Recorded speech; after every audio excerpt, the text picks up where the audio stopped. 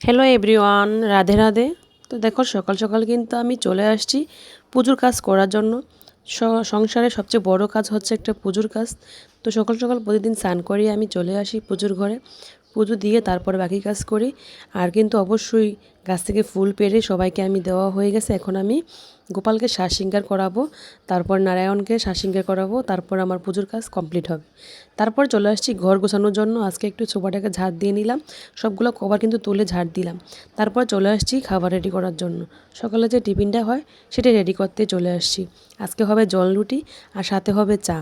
তারপরে দেখো নিয়ে আসছে মাছ, 2 রকমের মাছ আছে এখানে। তো আমি ট্যাংরা মাছগুলো কিন্তু জ্যান্ত, তো এগুলো কাটতে কিন্তু অনেক বিরক্তকর লেগেছে, কেননা জল ছিটকে গায়ে আসে। তো তারপরে কাটাকুটি করে চলে আসছি সবজি কাটার জন্য। তো মাছ দিয়ে রান্না করব কি, তার কারণে কিন্তু লাউটা নিয়েছি, লাউ দিয়ে রান্না করব মাছের মাথা দিয়ে, সাথে চিংড়ি মাছ, তারপরে আছে ট্যাংরা মাছ দিয়ে কী দিয়ে রান্না করব সেটাও তোমাদেরকে দেখাচ্ছি। তো চলো তারপরে যাই। এখন সব কিছু ধুয়ে রেডি করেছি।